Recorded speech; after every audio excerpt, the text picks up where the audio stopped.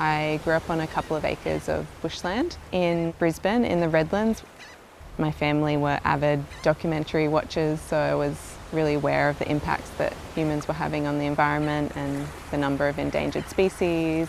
I've always had an acute awareness of that.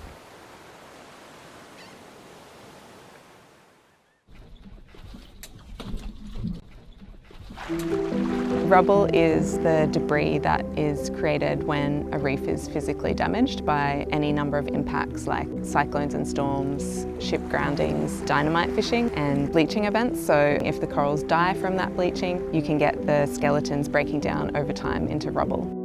Rubble can be an unstable substrate, so it can move with the waves and the currents.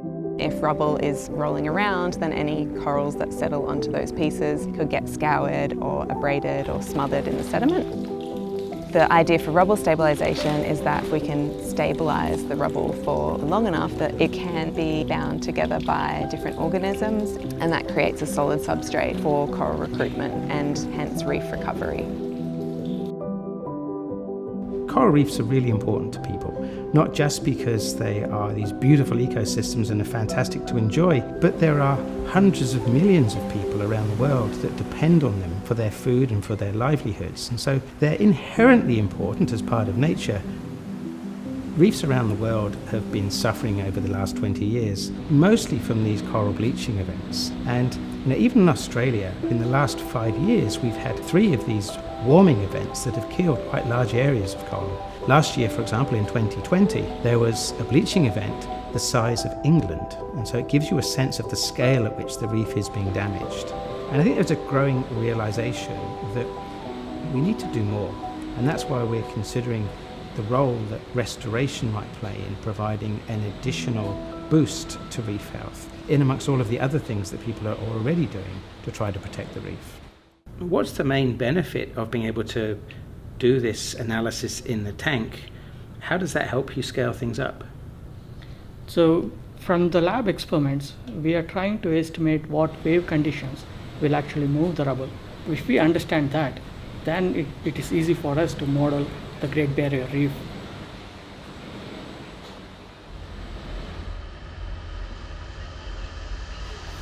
So we're here at Harry's Bommy, which is on the south side of Heron Island, and we're going to be diving over there just on the reef slope in front of the crest, and we're going to be placing rubble pieces down on the seafloor and some loggers, and we'll be coming back over the next few days and seeing how far those rubble pieces have moved. Rubble is part of a natural cycle on coral reefs. The problem is that sometimes that rubble can keep rolling around by waves and might take 10 to 20 years to become stable. It needs to become stable for new corals to get a foothold and start to grow again. So one practical intervention that can be attempted is to stabilize that rubble and accelerate the natural processes that stabilize it. Then we can let nature take its course and allow the corals to grow, often very rapidly, and recover. The University of Queensland, which has a remarkable brains trust of students and lecturers and professors across so many schools that are critical to the solutions of the reef, whether that be marine biology or molecular biology, but also climate change and engineering. It's just what they're breeding here of great thinkers. They hold so many of the answers that the reef needs. And I think the Reef Restoration Adaptation Program is a really remarkable project that we believe could be the key to giving the brighter future. One thing I wish people understood better about the Great Barrier Reef is that it is not dead and that they do have a future. And it's absolutely within the power of people and society to decide what the future holds for coral reefs. There's no question that reefs face an uncertain future because of climate change. And there's no question that we need to do more as a global society to reduce our emissions.